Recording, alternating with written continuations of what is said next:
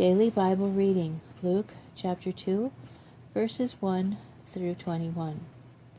Around this time, Emperor Augustus issued an order for a census to be taken throughout the empire. This registration, the first of its kind, took place when Quirinius was governing Syria. Everyone went to be registered, each to his own town.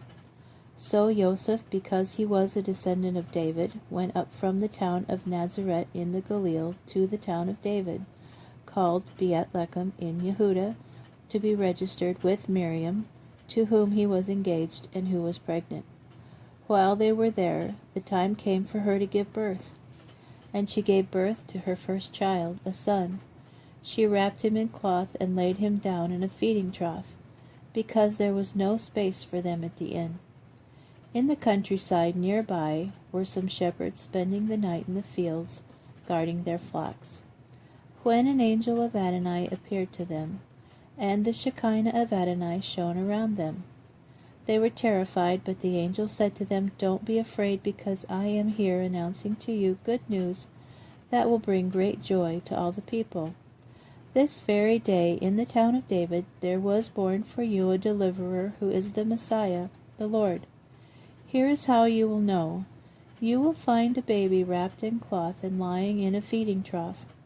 Suddenly, along with the angel, there was a vast army from heaven praising God. In the highest heaven, glory to God, and on earth peace among people of good will.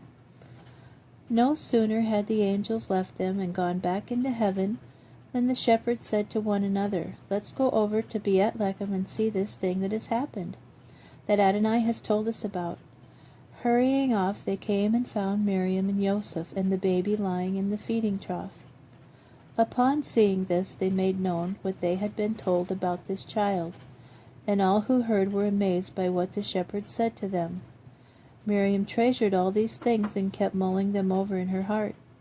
Meanwhile, the shepherds returned, glorifying and praising God for everything that they had heard and seen. It had been just as they had been told.